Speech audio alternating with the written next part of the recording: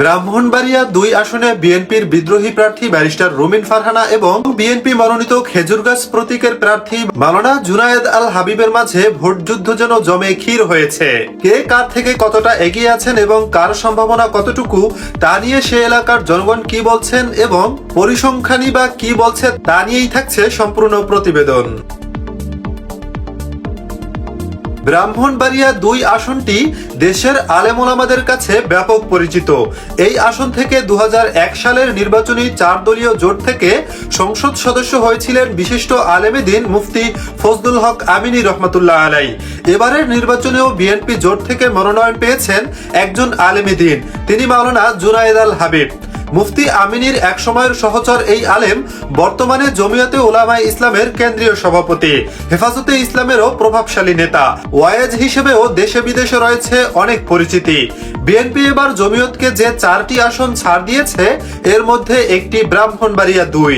বিএনপির ঘাঁটি হিসেবে পরিচিত আসনটিতে দলটির সমর্থন পেলে সংসদে যাওয়ার পথ অনেকটাই পরিষ্কার।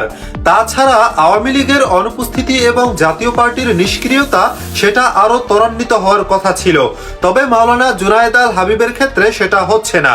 এর বড় কারণ বিএনপির মনোনয়ন বঞ্চিত দলটির কেন্দ্রীয় নেত্রী এবং টকশোর আলোচিত মুখ ব্যারিস্টার রুমিন ফারহানা এখানে স্বতন্ত্র নির্বাচন করছেন। অনেক বছর ধরে আসনটিতে তিনি কাজ করে আসছেন এবং এ আসনে তিনি শক্তিশালী প্রার্থী। তিনি ভোটের মাঠে শেষ পর্যন্ত অনড় থাকলে খেজুরগাছ প্রতীকের প্রার্থী মাওলানা জুনায়েদ আল হাবিবের জন্য সংসদে যাওয়াটা অনেক বড় চ্যালেঞ্জ হয়ে দাঁড়াবে। ব্রাহ্মণবাড়িয়া ২ আসনটির অতীত পরিসংখ্যান খুঁজে দেখা গেছে আসনটি বিএনপির ঘাঁটি হিসেবে পরিচিত। এরপর আছে লাঙ্গলের অবস্থান। এখানে ধানের শীষ প্রতীকের প্রার্থী ৭টি নির্বাচনে অংশ নিয়ে বিজয়ী হয়েছে ৬ বার। লাঙ্গল প্রতীকের প্রার্থী ৯ বার অংশ নিয়ে নির্বাচিত হয়েছে ৩ বার এবং নৌকা প্রতীকের প্রার্থী ৫ বার অংশ নিয়ে ১ বার আর স্বতন্ত্র প্রার্থী বিজয়ী হয়েছেন ২ বার।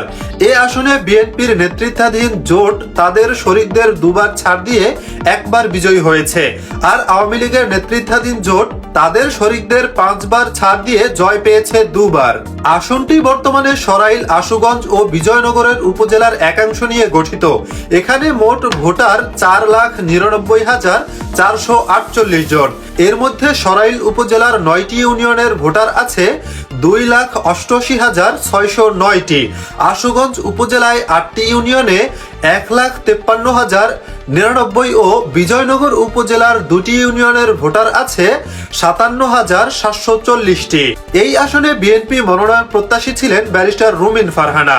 দলীয়ভাবে তিনিই মনোনয়ন পাবেন এমনটা প্রায় নিশ্চিত ছিল, তবে বিএনপির সঙ্গে জমিয়তের নির্বাচনী জোট হওয়ায় সংরক্ষিত আসনের সাবেক এই সংসদ সদস্য মনোনয়ন বঞ্চিত হন।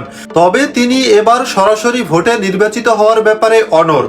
শেষ পর্যন্ত দলীয় নির্দেশনা উপেক্ষা করে স্বতন্ত্র প্রার্থী হয়েছেন এবং বিএনপির সহ আন্তর্জাতিক বিষয়ক সম্পাদক পদ থেকে বহিষ্কৃত হয়েছেন। ব্যারিস্টার রুমিন ফারহানার পৈতৃক নিবাস এই আসনে। তার বাবা বিখ্যাত রাজনীতিবিদ ও ভাষা সৈনিক অলি আহাদ।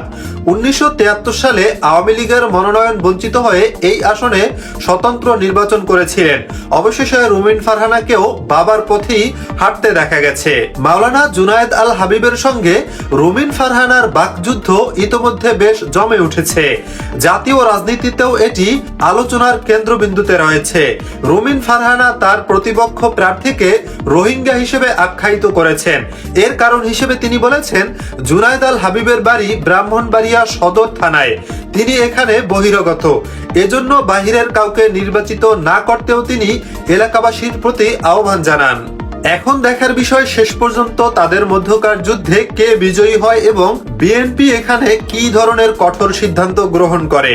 এ ব্যাপারে আপনাদের মতামত অবশ্যই কমেন্টে লিখে পাঠাবেন। প্রতিনিয়ত এ ধরনের রাজনৈতিক সংবাদ পেতে আমাদের চ্যানেলটি সাবস্ক্রাইব করে আমাদের পরিবারের সদস্য হতে পারেন। এবারের মতো এখানেই বিদায় নিচ্ছি। শীঘ্রই দেখা হবে নতুন কোনো ভিডিও নিয়ে। ততক্ষণ সকলে ভালো থাকুন, সুস্থ থাকুন। আসসালামু আলাইকুম ওয়া রাহমাতুল্লাহি ওয়া বারাকাতুহু।